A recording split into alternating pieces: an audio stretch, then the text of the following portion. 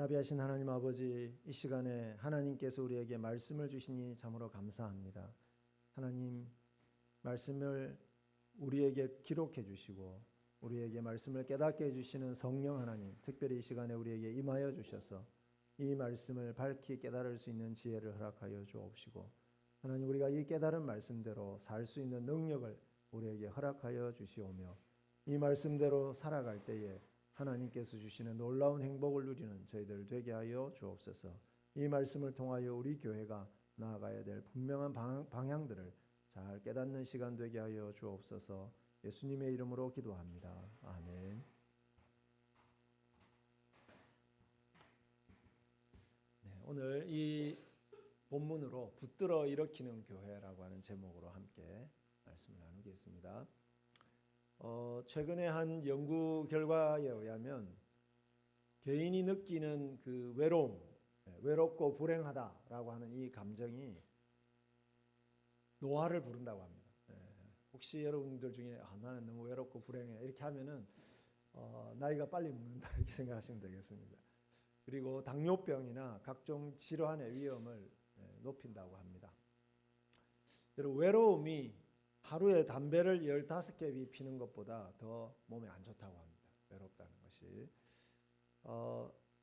그 목회 데이터 연구소라고 하는 그 연구소에서 한 보고서에 의하면 최근 5년 동안 고독사, 혼자 이렇게 주변에 사람들이 없는 가운데서 혼자 죽는 이 고독사가 40% 최근 5년 사이에 증가했다고 합니다.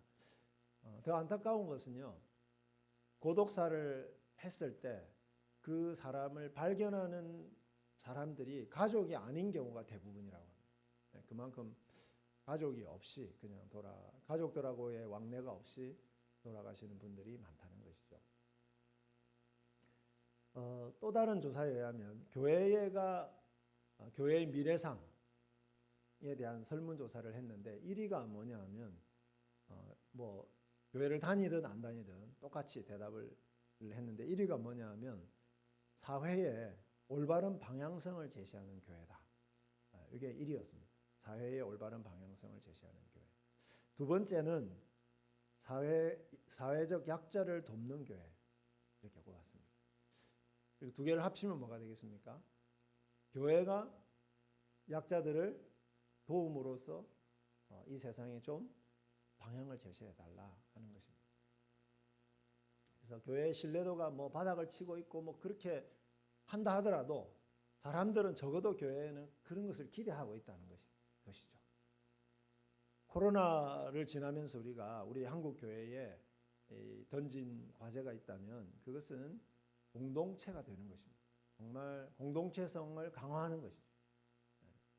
외로운 사람들에게 가족이 되어주는 것, 이것이 코로나가 우리에게 남긴 과제다 그렇게 말할 수 있습니다.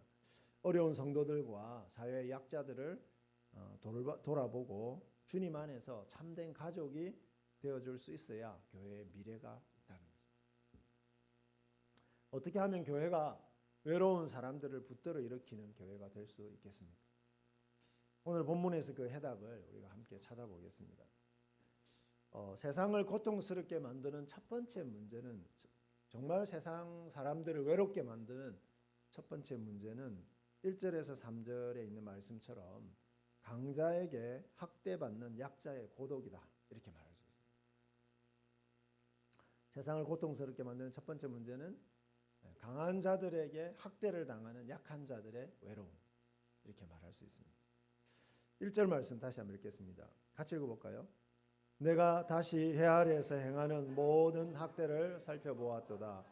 보라, 학대받는 자들의 눈물이로다. 그들에게 위로자가 없도다. 그들을 학대하는 자들의 손에는 권세가 있으나 그들에게는 위로자가 없도다.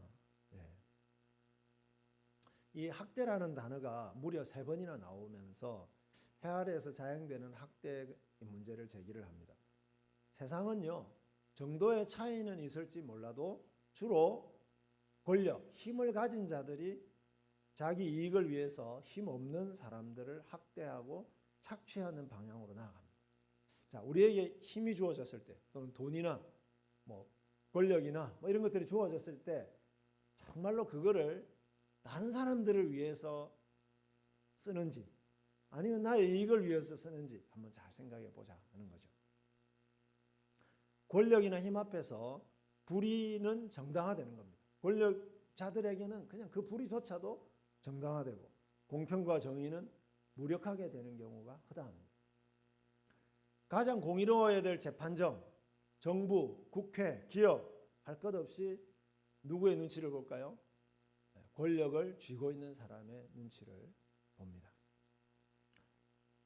이런 사회를 우리는 약육강식의 사회다 그렇게 표현을 하거나 뭐 우리 개인적으로는 만성적인 갑질에 시달리는 사회다 이렇게 부릅니다. 여러분 갑질이란 말이 뭘까요? 힘 있는 사람이 힘 없는 사람을 괴롭히는 걸 우리는 갑질이라고 이야기하는 거죠. 그런데 힘 없는 사람은 힘이 없기 때문에 그 갑질에 대해서 대항할 수가 없는 것입니다. 국제적으로도 마찬가지입니다. 인권이 많이 개선되기는 했지만은 소수 인종이나 장애인들, 어린아이와 같은 약자들에 대한 차별이나 학대는 여전히 심각한 상태입니다. 우리나라는 조금 덜할 수 있는데요. 여전히 세계에서 어린아이들이 부모가 진 빚 때문에 노예로 팔려가는 그 아이들의 숫자가 수백만이고요. 그리고 성매매나 음란물 착취 이런 것으로 학대받는 사람 아이들도 수백만이라고 합니다. 힘센 남성이 힘이 없는 여성을 학대할 가능성이 높습니다. 상사가 부하 직원을 학대할 가능성이 높습니다. 대기업이 중소기업을 착취할 가능성이 높습니다. 업주는 알바생을 착취할 가능성이 큽니다. 학대당하는 자들의 고통을 더 악화시키는 것은 뭘까요? 그들을 위로할 자가 세상에 없다는 것이죠. 1절, 2절에서 3행에 보시면 학대받는 자들에게 위로자가 없도다 두 번이나 강조하고 있습니다. 약자들의 눈물을 닦아줄 뿐만 아니라 그들의 편에 서서 학대자들로부터 그들을 지켜주려고 하는 사람들을 찾기가 힘들다는 거죠. 2절에서 3절에서는 학대당하는 것도 고통스러운데 그 고통을 헤아려 주고 또 그런 고통에서 우리를 건져줄 사람마저 없다면 그런 삶이라면 차라리 태어나지 않거나 그냥 죽은 사람이 더 나을 수도 있다. 그만큼 그 학대라고 하는 것이 우리에게는 고통스럽다라고 하는 것이죠. 최근에 제가 뉴스를 들었는데 한 백화점 여직원이 그 맞은편 매장에 있는 남자 직원에게 성추행을 당했습니다. 그래서 그거를 그 매장의 사장님에게 말씀을 드렸는데 아무런 조치를 취하지 못했습니다. 백화점에도 또 이야기를 했습니다. 백화점에서도 아무런 조치를 취해주지 못했습니다. 오히려 주변에서 이 여직원에 대해서 수근수근대는 그 소문만, 잘못된 소문만 나돌았습니다. 그래서 결국은 이분이 퇴사를 하고 말았습니다. 사랑하는 여러분, 넘어뜨리기만 하고 일으켜주지 않는 세상이죠. 일으켜주는 사람이 참 드문 세상입니다. 이런 세상에 대한 대안이 무엇일까요? 10절 말씀에 있습니다. 10절 말씀이 고독한 약자를 붙들어 일으키는 친구, 공동체입니다. 이것이 이런 세상에 대한 대안입니다. 10절 말씀 같이 한번 읽어보겠습니다. 혹시 그들이 넘어지면 하나가 그 동물을 붙들어 일으키려니와 홀로 있어 넘어지고 붙들어 일으킬 자가 없는 자에게는 화가 있으리라. 제 딸이 자주 듣는 팟캐스트 그 방송이 있는데 거기에서 한 이야기를 이제 제가 들었는데요. 이분이 이제 차를 운전하고 이렇게 가는데 그 박스 주우시는 할머니 있지 않습니까? 할머니가 리어카라고 하는 이 손수레를 끌고 가시는데 차들을 이렇게 다 막고 있는 겁니다. 이렇게 차들이 못 가게 본인은 가시는데 차들은 이렇게 따라가시는 거죠. 그래서 그러고 있는데 그 한 20대 청년이 뛰어들어와 가지고는 그 차들을 향해서 이렇게 막 손을 흔들고 이렇게 하면서 그 할머니 선수레를 자기가 직접 이렇게 운전해 가지고 옆쪽 길 옆쪽으로 이렇게 피해서 할머니랑 같이 이렇게 가는 모습이 참 아름다웠다. 그 이야기를 하더라고요. 여러분 이게 뭘까요? 그죠? 넘어진 사람을 붙들어 일으키는 장면이죠. 10절 말씀처럼 하나가 넘어졌을 때, 한 사람이 학대당할 때, 착취를 당할 때 붙들어서 일으켜줄 동무만 있다고 한다면 우리는 외롭지 않을 것입니다. 하나님은 학대받는 자들의 눈물을 닦아주시고 학대하는 자들로부터 그들을 건져내시기를 원하십니다. 간절히 원하십니다. 어떻게 알 수 있습니까? 출애굽기를 보면 알 수 있습니다. 하나님은요, 그 당시에 바로 왕이라고 하는 세계 최고의 권력자들에게 엄청난 학대와 착취를 당하고 있던 노예들, 누구였습니까? 이스라엘 백성들이었습니다. 그들을 직접 찾아오셔서 그 바로의 권력으로부터 그들을 구원해 내셨습니다. 뭘까요? 하나님이 이 세상에 아무도 이스라엘 백성들을 도와주지 않으니까, 그들을 붙들어 일으켜주지 않으니까 하늘에서 직접 오셔가지고 그들을 붙들어서 일으켜 주신 것이죠. 예수님도 마찬가지죠. 예수님도 이 땅에 오셔서 하신 일이 뭘까요? 로마 제국의 압제 가운데서, 거대한 로마 제국의 압제 가운데서, 또는 그들이 세운 헤롯 왕이라고 하는 그 왕의 압제 가운데 고통당하고 있던 그 약한 백성들을 위로하고 그들의 눈물을 닦아 주셨습니다. 그래서 배고픈 사람들 광야에서 먹여주시기도 하고, 그죠? 병자들을 고쳐주시기도 하고, 말씀으로 그들을 위로해 주시기도 하셨습니다. 더 놀라운 것은 뭘까요? 여러분, 이 땅에서의 구조는 뭘까요? 힘 있는 자들이 힘없는 자들을 학대하는 구조지 않습니까? 이 구조를 근본적으로 바꾸시기 위해서 어떻게 하셨습니까? 하나님의 영광과 권세를 가지고 계시는 그 하나님의 아들이신 예수님이 힘없는 그 백성들을 위해서 섬기시고, 그리고 결국은 그분들을, 그 약자들을 위해서 결국 자기의 목숨을 내어주시는, 이 세상의 구조를 근본적으로 변화시켜 주시는 그런 사역을 행하셨다는 거죠. 그래서 목숨까지 그들을 위해서 주셨습니다. 학대와 억압과 착취의 고통 가운데서 죽지 못해서 살던 사람들에게 예수님이 진정한 위로가 되어주시고 진정한 희망이 되어주신 것입니다. 무엇을 보여줄까요? 우리가 학대당하는 약자들에게 행할 수 있는 가장 최고의 섬김은 심지어 목숨까지도 내어줄 수 있는 것. 이게 최고의 섬김이라고 말할 수 있습니다. 사랑하는 우리 원주시 장로교회 성도 여러분, 왕이신 예수 그리스도의 섬김을 받았습니다. 저와 여러분. 그분의 돌아가심으로 우리가 생명을 얻었지 않습니까? 섬김을 받아서 생명과 위로를 얻은 우리 그리스도인들만이, 그런 사랑은, 그런 놀라운 섬김을 받은 우리 그리스도인들만이 학대받는 약자들을 진정으로 위로할 수 있습니다. 그분들 편에 서서 그분들의 권익을 위해서 삶을 드릴 수 있습니다. 예수님께서 그렇게 살도록 우리를 부르셨습니다. 성령께서 또 그렇게 살도록 우리에게 힘을 주시고 우리를 그렇게 인도해 가고 계십니다. 이 세상에서 가장 높으신, 가장 힘 있는 분이신 하나님의 자녀들의 공동체가 바로 교회입니다. 그러니까 다른 말로 이야기하자면 뭘까요? 이 세상에서 가장 힘 있는 자의 공동체는 다른 데 있지 않습니다. 우리 교회가 이 세상에서 가장 힘 있는 분의 공동체입니다. 믿으시길 바랍니다. 사람들이 그렇게 보든 안 보든 우리는 세상에서 가장 힘 있는 분의 공동체입니다.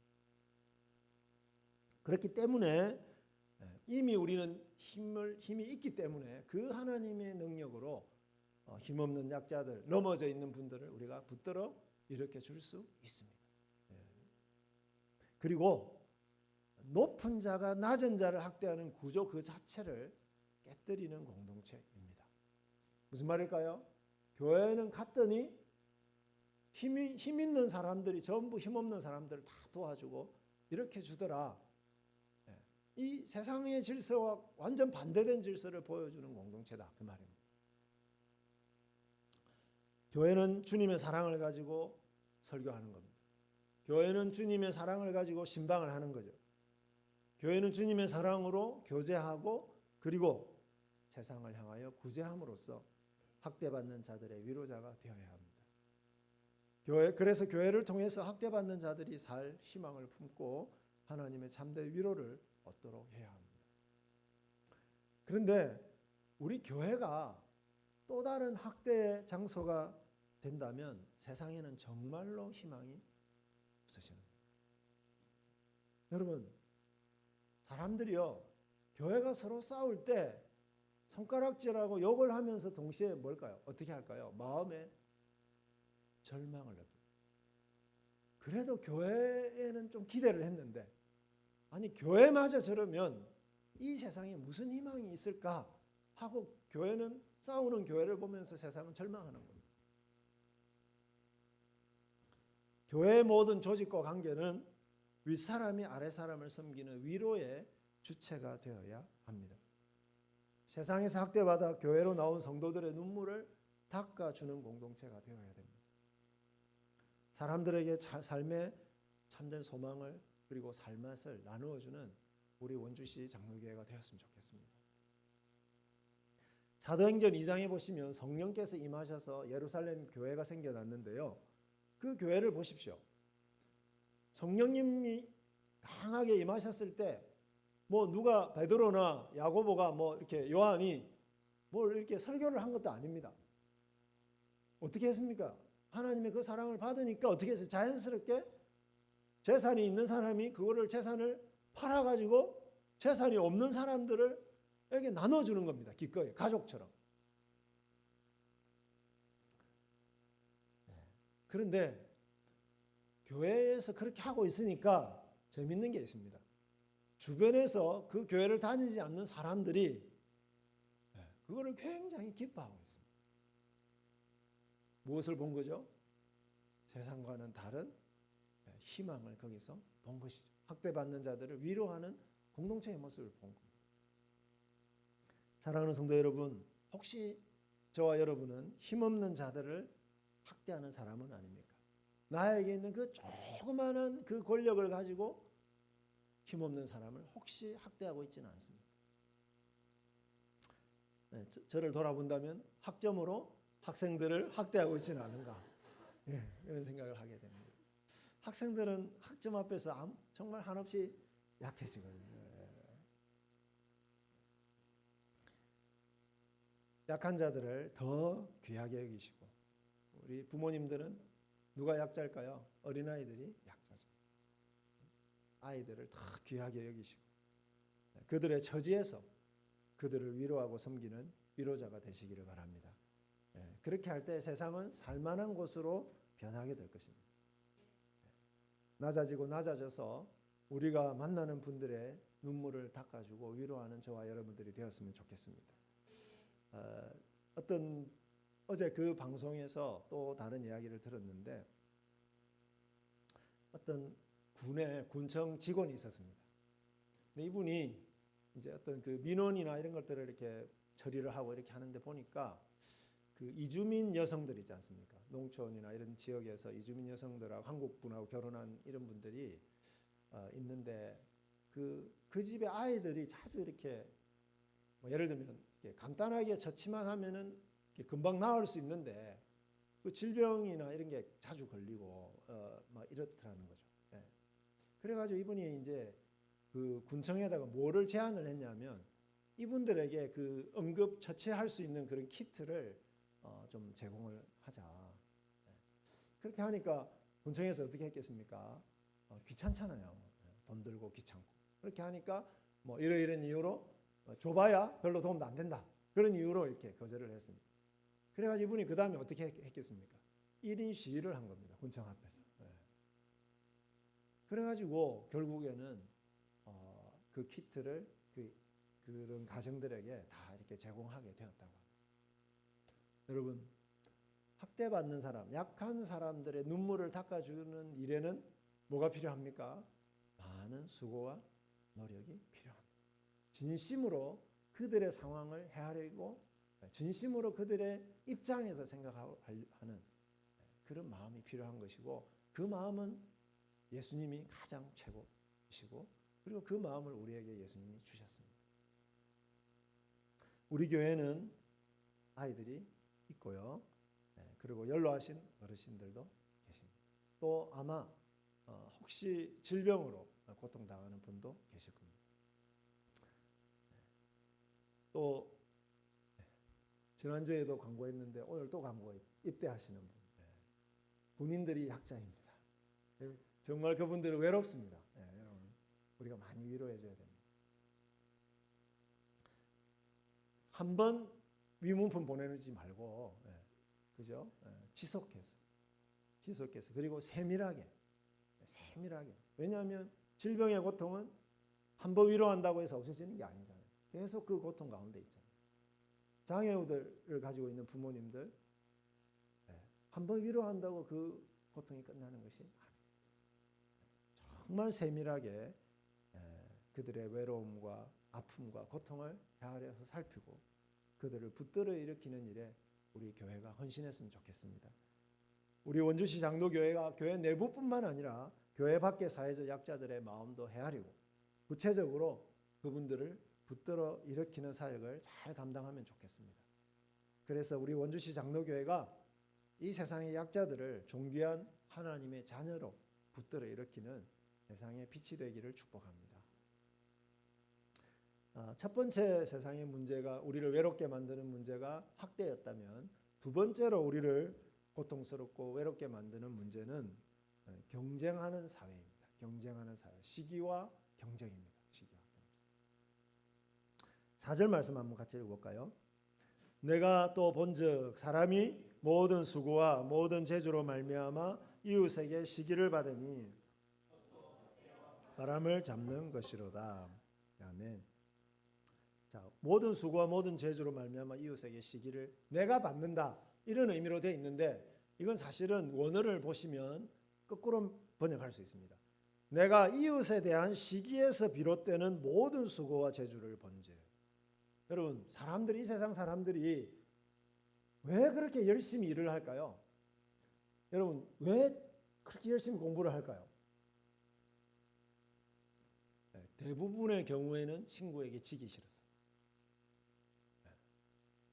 친구보다 더 공부를 잘하기 위해서. 내가 먼저 승진해야 되기 때문에. 우리 가게가 더 매출을 더 올려야 되기 때문에. 경쟁과 시기심에서 잠도 안 자고 공부하고, 경쟁과 시기심에서 잠도 안 자고 일을 하는 겁니다. 국가나 기업은 오히려 이런 경쟁심을 유도하고 있습니다. 무한 경쟁을 유도해서 좀 더 나은 업적을 이루려고 합니다. 친구를 가장 소중하게 여겨야 될 초중고 학생들이 점점 친구를 경쟁의 대상으로 여기게 됩니다. 대학생들은요, 좁은 취업의 문을 뚫기 위해서 끊임없이 경쟁합니다. 직장인들은 승진의 기회를 잡기 위해서, 기업들은 서로 고객을 유치하기 위해서 끊임없이 경쟁합니다. 서로 깎아내리고 서로 정보를 숨기고 남을 짓밟고 올라서려고 하는 경우가 허다합니다. 여러분, 성적을 잘 받으려면 어떻게 해야 됩니까? 고급 정보는 절대 친구에게 나눠주면 안 됩니다. 우리 신학대학원에서는요, 서기관들이 있습니다. 그래서 강의하면 앞에서 열심히 받아 적는 서기관들이 있는데, 그 서기관들은 기말이 되면 어떻게 할까요?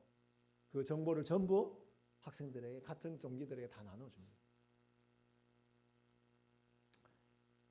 나태주 시인의 따님이, 나인의 서울대 교수님이 강의한 그 유튜브 영상을 제가 본 적이 있는데, 시골에서 이분이 이제 고등학교를 졸업을 했는데 그 출신 고등학교에 이제 이분이 좀 유명한 신분이잖아요. 그래가지고 출신 고등학교의 후배들에게 이제 가서 강의를 하게 됐는데 한 140명의 후배들이 있었는데 이분이 이제 마음을 이렇게 먹고 우리 후배들에게 진짜 선물을 하나 해야 되겠다. 그래가지고 은행마다 돌아다니면서 신권 10,000원짜리 신권을 140장을 딱 준비를 해가지고 강의를 하러 갔습니다. 그래가지고 그 10,000원씩을 나눠주면서 격려를 하고 또 뭐 자기가 고등학교 시절에 어떻게 했고 뭐 이런 거 쭉 이야기를 하다가 맨 마지막에 딱 한마디를 했습니다. 이 말을 했습니다. 옆에 있는 친구에게 더 다정하게. 옆에 있는 친구에게 더 다정하게 하자. 그리고 자신에게 더 상냥하게 하자. 자신을 더 상냥하게 대하자. 그런데 어떻게 됐을까요? 그냥 그 한마디 했는데 거기 있는 아이들이 다 울었습니다. 왜 울었을까요? 너무 서로 경쟁하고 자신들의 그 모습이 그 한마디에 다 드러났습니다. 그렇게 하지 못하고 있는 자신들의 그 여유 없는 그들의 모습이 그죠? 느껴졌기 때문에 그래서 서로 울었다는 거죠. 여러분, 이런 경쟁과 시기에서 오는 수고, 그 수고는 우리를 쉬지 못하게 만들어요. 잠도 못 자게 만들어요. 두 손 가득히 움켜쥐었으면서도 무슨 말일까요? 성적으로 이야기하자면 맨날 1등 하면서도 뭘까요? 따라잡히면 안 되니까 또 잠도 못 자고 공부하는 겁니다. 이게 뭘까요? 자기를 학대하는 겁니다. 자기를 학대하는. 잠언 14장 30절에 이런 말씀이 있어요. 평온한 마음은 육신의 생명이나 시기는 뼈를 썩게 하느니라. 무슨 말일까요? 시기하고 경쟁하면 할수록 더 괴로워지고 더 외로워진다는 거예요. 여러분, 경쟁의 상대가 없으면 마음이 평안합니다. 근데 학생들이 저한테 와가지고 옆방에 있는 교수님 칭찬을 하는 그 순간부터 갑자기 배가 살짝 아파지면서 마음의 평안이 깨지는 거예요. 혹시 그런 거 느낀 적 없습니까? 저만 그렇나요? 근데 그게 한 5분만 가야지 한 달이 가고 2달이 가고 1년이 가고 평생이 되면 우리는 그죠? 화병에 걸리거나 우울증에 걸리거나 그렇게 될 수밖에 없어요. 이처럼 숨가쁘게 경쟁하는 세상에 대한 대안이 무엇일까요? 12절 말씀입니다. 같이 읽어보겠습니다. 한 사람이면 패하겠거니와 두 사람이면 맞설 수 있나니 세 겹줄은 쉽게 끊어지지 아니하느니라. 아멘. 한 사람은 패할 수밖에 없는데 두 사람이 서로 힘을 합치거나 세 사람이 서로 마음을 모아서 하면 어떤 일이든지 할 수 있다는 거예요. 서로 경쟁하고 시기하면 망할 수밖에 없는데 그 마음을 서로 합해서 힘을 합치면 엄청난 일을 할 수 있다는 것이죠. 빌립보서 2장 3절 말씀. 아무 일에든지 다툼이나 허영으로 하지 말고 오직 겸손한 마음으로 각각 자기보다 남을 낮게 여기고 자기보다 남을 낮게 여기는 겁니다. 다툼이나 허영심으로 하지 말라는 겁니다. 서로를 죽이는 분열과 경쟁에 맞서서 서로 마음을 합하여 서로를 세워주고 서로 양보하는 세 겹줄, 끊어지지 않는 세 겹줄 공동체를 우리는 세워야 되는데 그것이 바로 주님의 교회입니다. 십자가의 죽으심으로 창조하신 예수님의 가족 공동체가 교회입니다. 예수님이 돌아가실 때에 십자가에 돌아가실 때에 유언처럼 하신 말씀이 뭐냐? 십자가에서 제자 요한 보고 마리아가 이제부터 너의 어머니다. 예수님의 어머니 마리아가 어머니라고 이야기해요. 그리고 어머니에게 뭐라고 했습니까? 제자 요한이 아들입니다라고 이야기했습니다. 무슨 말일까요? 예수님이 십자가에 돌아가심으로써 그 예수님을 믿는 사람들이 그 십자가의 사랑으로 가족이 되었다는 겁니다. 새로운 가족이 되었다는 거죠. 여러분, 가족끼리 경쟁하는 거 봤습니까?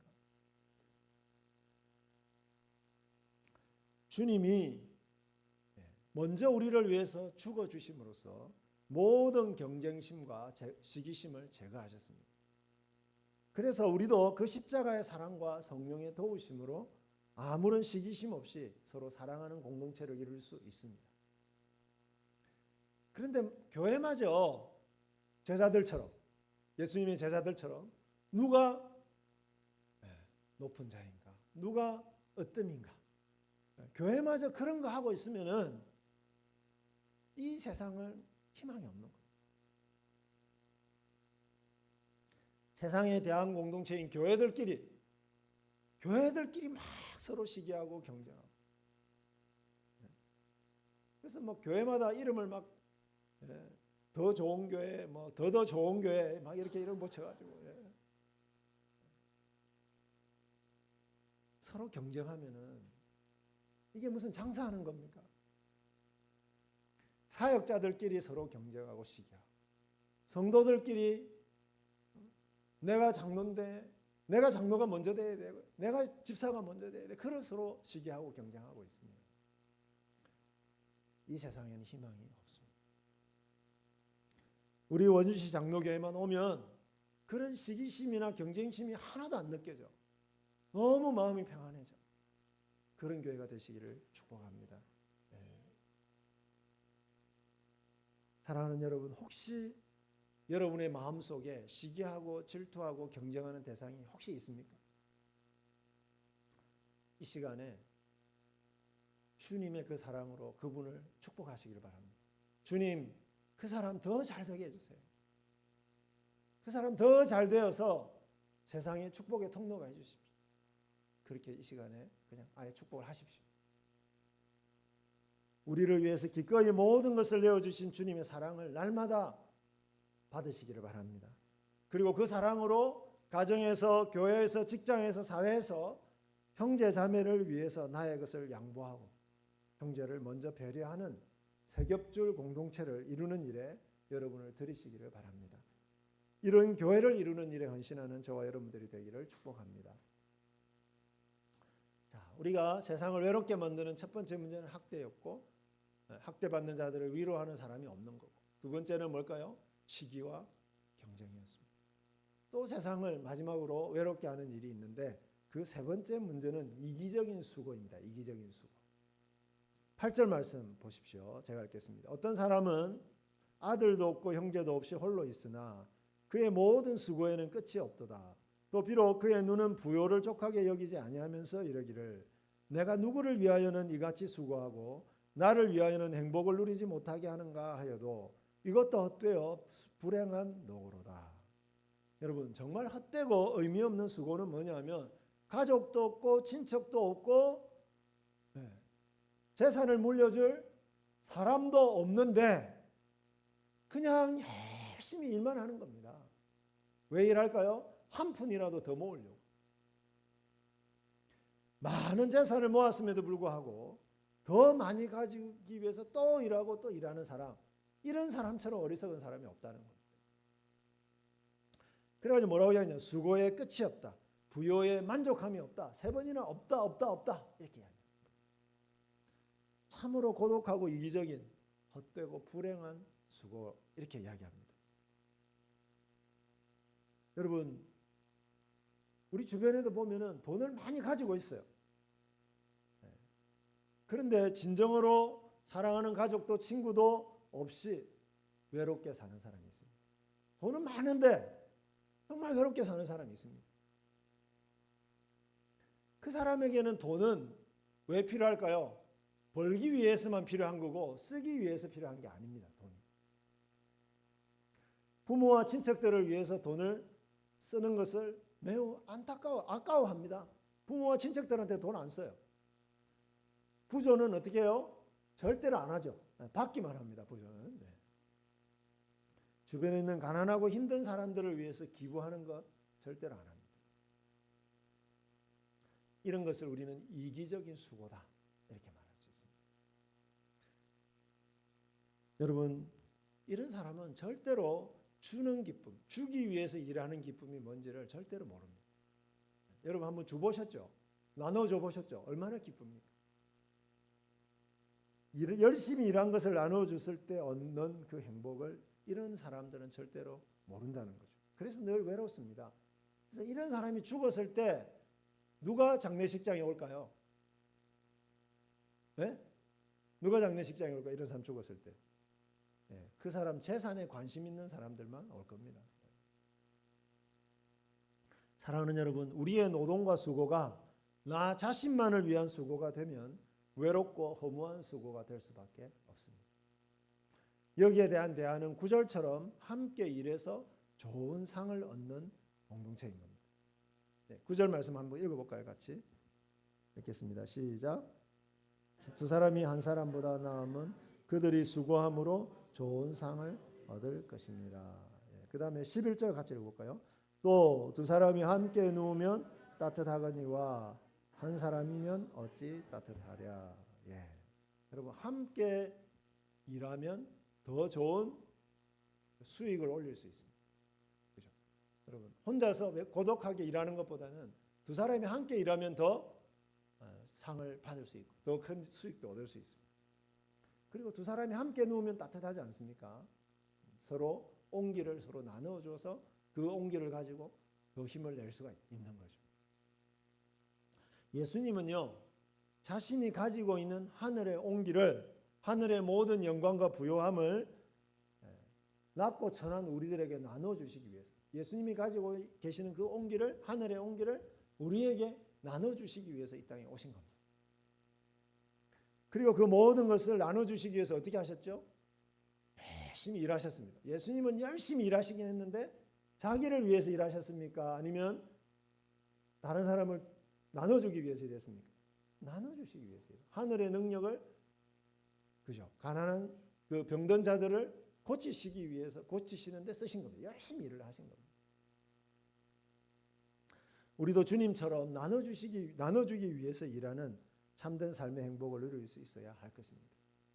우리 원주시 장로교회는 우리가 주님께 받은 사랑의 온기를, 우리가 수고한 것을 나누는 공동체가 되어야 됩니다. 여러분, 그런 일 중에 하나가 바로 헌금입니다. 우리가 헌금을 하지 않습니까? 자, 그 헌금을 왜 하는가? 우리가 수고해서 얻은 소득을, 그걸 우리의 온기죠. 그 온기를 힘든 성도들과 이웃을 돕는 일에 사용하기 위해서 헌금을 하는 겁니다. 제가 대학을 다닐 때 제가 완전 저 부산의 시골에 살다가 서울에 대학을 갔거든요. 정말 외로웠습니다. 왜 외로웠냐면 주변에 있는 친구들은 전부 다 서울말을 쓰더라고요. 저는 사투리밖에 못 쓰고 완전 시골 티가 이렇게 촌티가 많이 나고 여러 가지로 할 때 외로웠습니다. 죽고 싶기도 했습니다. 근데 그 캠퍼스에 선교단체가 있었습니다. SFC라고. 이분들이 저를 이렇게 수시로 저에게 연락을 해주고 성경 공부도 같이 하고 밥도 사주고. 그래가지고 외로우니까 자꾸 간 거죠, 그분들. 그래가지고 거기서 사랑의 온기를 이렇게 늘 받아가지고 결국 제가 거기서 성경 공부하다가 예수님을 믿게 된 겁니다. 그분들이 없었으면 제가 어떻게 예수님을 믿을 수 있었겠어요? 이 세상에서 행복하고 의미 있게 살 수 있는 길은 하나님 나라와 의를 위해서 함께 수고할 동력자들을 갖는 거죠. 힘들고 어려워도 마음을 나누고 의지할 가족과 친구를 갖는 겁니다. 여기처럼. 힘들고 어려우면 그냥 나나 우리 원주시 장로교회 사람들만 생각하면 마음이 따뜻해져요. 나를 위해서 눈물 흘리고 기도해 줄 사람들이 있어. 이게 얼마나 큰 재산입니까? 내가 어려우면 이분들은 분명히 나를 도와줄 거예요. 그리고 나는 내 모든 것을 희생해서라도 섬기고 내가 돕고 싶은 가족들이 있어. 이런 사람은 진짜 행복한 사람이죠. 어려움 앞에서도 함께 낙심치 않고 함께 손을 붙들고 기도할 사람들이 있어야 됩니다. 이런 공동체가 바로 우리 원주시 장로교회가 되었으면 좋겠습니다. 세겹줄 공동체이죠. 세겹줄 공동체. 이런 교회를 세워나가는 것이 우리의 소명이자 기쁨입니다. 제가 우리 원주시 장로교회 이전에 건물 그 공간에 제가 놀러 왔던 적이 있거든요. 설교하러 온 게 아니고 놀러 왔는데 지금도 저기 라면이 있는데 가보니까 굉장히 인상적이었던 게 뭐냐면 뒤쪽에 보니까 라면이 이렇게 쫙 있고 과자들이 이렇게 쫙 있는데 와 정말 날마다 오고 싶더라고요 이 교회를. 청소년들을 위해서 뭐 그죠? 그렇게 딱 진열을 해놓은 거죠. 언제든지 오세요. 라면 끓여 드시기 힘들면 끓여 드릴게요. 그런 메시지잖아요.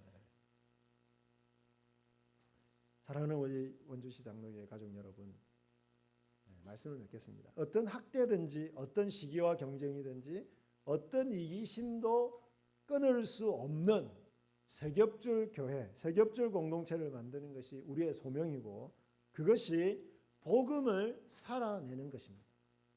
삼위일체 하나님의 공동체적인 사랑을 교회가 나타내는 것입니다. 높으신 하나님이 낮아지셔서 학대로 고통당하는 사람들을 위로하는 복음, 시기와 경쟁이 아닌 나보다 남을 낮게 여기는 복음, 나의 것을 다 희생해서라도 다른 사람들을 살리는 복음, 이런 복음을 나타내는 세겹줄 교회를 세우시는 일에 저와 우리의 삶을 드렸으면 좋겠습니다. 세상을 붙들어 일으키는 멋진 대한 공동체로서 우리 원주시 장로교회를 세우는 일에 헌신하는 저와 여러분들이 되기를 간절히 축원합니다.